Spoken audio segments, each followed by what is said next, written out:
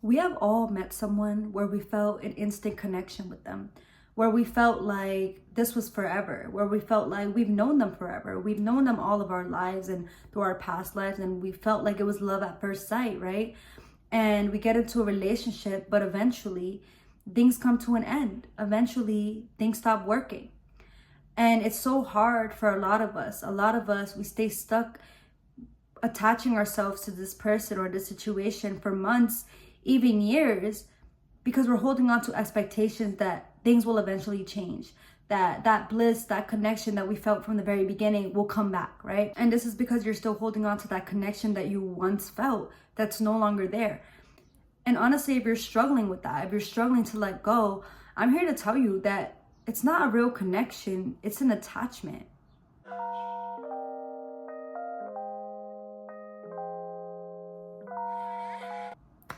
Hey guys, welcome back to my channel. I am Danelis, and today we're going to be talking about how to master detachment. Now, I know a lot of us, including me, have gone through situations where we've just attached ourselves to certain things for so long, and it drains us, it doesn't benefit us, it makes us depressed, and there's a lot of reasons behind why we do these things. So for one, I want to make it clear that there is a big difference between a connection and an attachment. A connection comes from your heart. A connection is when you've gone through trial and tribulations with this person and this situation, but you can feel that the universe is always pulling you guys back together because there's something more to work on, right? There's something that you can learn from in this situation. There's something that you can gain from in this situation. And maybe it's not a relationship. Maybe it's not, you guys are not meant to be. Maybe you guys are not meant to live that fantasy world that you once wanted, but the universe still tries to include that person into your life because there are some aspects that you need to work on in your life, and this person can help you, But an attachment is more through your mind. An attachment is more through you want to have a sense of control in the situation because you really want what you had in the beginning, because you're not used to not getting your way, right? You want this person to love you. You want this person to cater to you. You want this person to give you everything. You want to give them everything, whatever the case may be, but you're attached to something that's no longer there anymore. A connection, you're still able to be around this person, be in this situation, and not care about the outcome, not care about what they're doing with their lives, what they choose to do, but you're still there because it's a connection, because you guys are able to understand each other, right? If you have a connection, there's more understanding. If it's an attachment, there's a lot more chaos, right? Because you want one thing, this person wants another, but you're just there because you're scared to either move on, because you don't know what to do without that, because you feel like in some way it's a competition, or you feel in some way that, if it's not you, it's not anybody, or you feel insecure, whatever the case may be, there's just a lot that comes with attachment. And it's sad because attachment takes us out of the present moment. Because we have so much going on in our lives. There's so many beautiful things that are happening right now in this moment. Yet you're spending your days being sad, being depressed, comparing yourself, feeling insecure because you're holding on to the past. You've chained yourself to these thoughts from the past about this person, about the situation, and you want it to work out so good that you're sad, you're depleting yourself because it's not working out, because it already came to an end, and you're distracted from what's right in front of you. Right? The universe is presenting you so many great opportunities, so many great things, and you don't feel fulfilled, you don't feel happy because of something in the past that just isn't working out for you. And it sucks because a lot of us, we miss out on opportunities because we're holding on to certain things. A lot of us, we don't realize how much we're actually doing for ourselves and how good of a job we're doing in our lives because we're holding on to a situation that just is no longer there. Because if you're sitting around expecting permanent results, expecting things to go your way, expecting this person to cater to you, to defend you, to be there for you, to do anything that's in your control, and they're not doing it, you're going to feel dumb. You're going to feel insecure. And then you're going to get mad, because I've been through it, and until this day, I still find myself, having those kinds of thoughts. And I'm like, you know what, girl, relax. But then you're going to get mad, right? Because then you're like, oh, well, this person's making me look so dumb. This is making me look so stupid. No, honey, you're making yourself look stupid. You're making yourself look dumb because you're holding on to expectations, because you're holding on to the past, because you're not in the present moment. So yeah, you're going to miss out on certain things. Yeah, you're not going to feel fulfilled. Yeah, you're going to keep feeling depressed. That's on you. And it's sad to say, but it's literally on us to be happy, to be in the present moment, to not hold on to certain things. I also speak on idolizing the future. A lot of us hold on to people and situations because of plans that you've had or things that you've talked about, and you idolize this future with this person, knowing damn well that right now in this current moment, you guys are not good, or this situation is toxic, or this friend is toxic, or this relationship is toxic. But because you have that idea in your mind of, well, I know that they can get better, I know that I can get better, I'm going to just hold on, I'm going to stay in this position. That leads to so much disappointment, because do you know that things are always changing? Always. And I know, because I've been in situations where I have been like, okay, I'm going to stay because I know this is going to change, this is going to happen. Every day we wake up and we have different feelings. Every day we wake up and we have new thoughts, new ideas. And that's just in ourselves. So imagine the other person.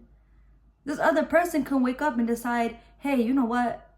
I don't even want this anymore. I want to focus on me. Or, hey, I want to move across the country. I want to move. Or, hey, I want to move to the other side of the world. They might just want to do something different.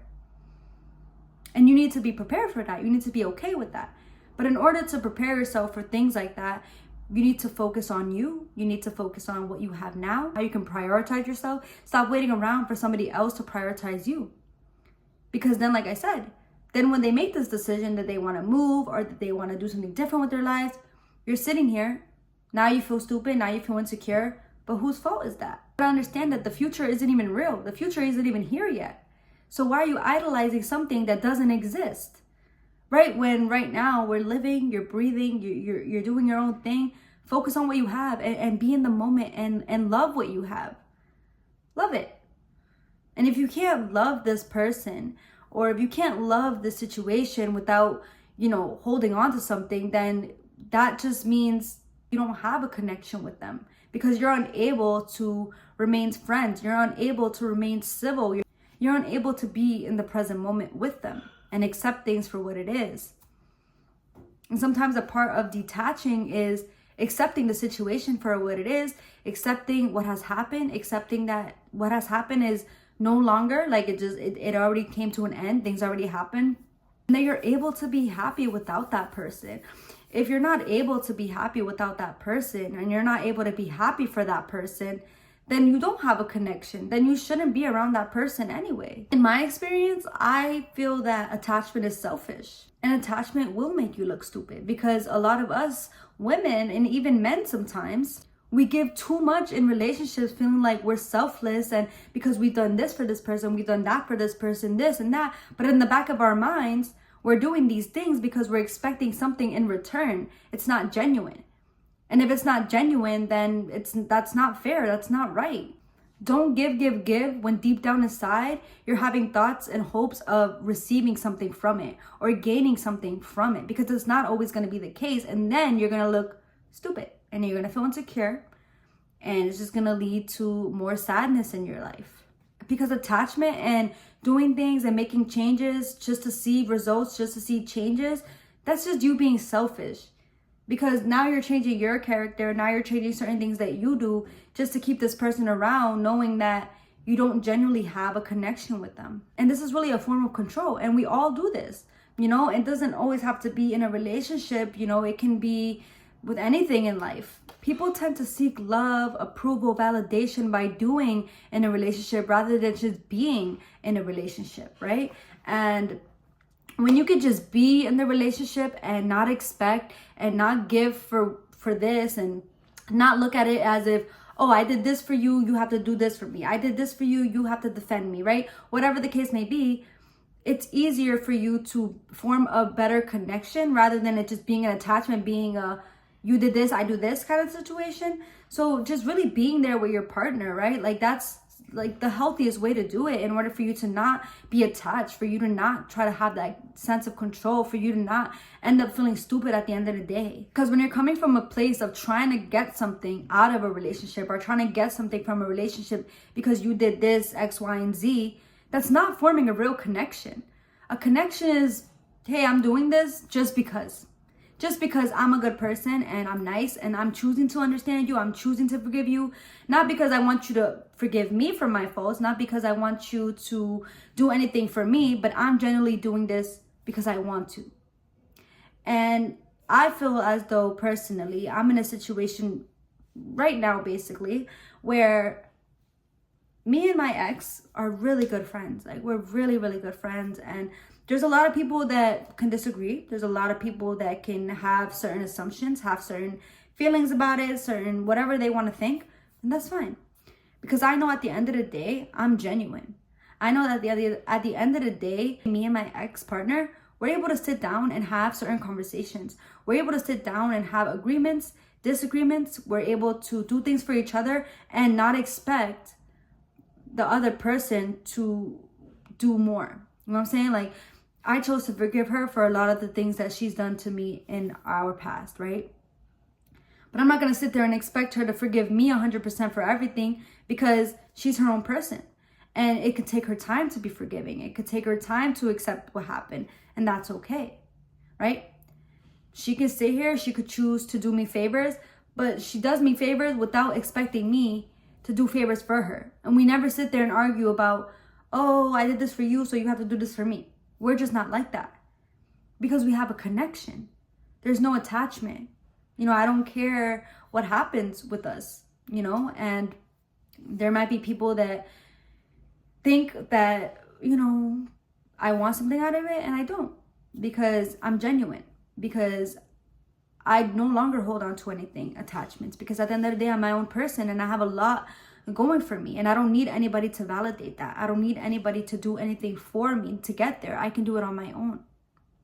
And that's the power of detaching, being able to sit across somebody who maybe has hurt you so much, and you willing to be forgiving, you willing to maintain that connection and understand it, and understand that, hey, we're not perfect. We're going to hurt each other. We're going to do things that we regret. We're going to do the most stupidest things, and that's okay. You know?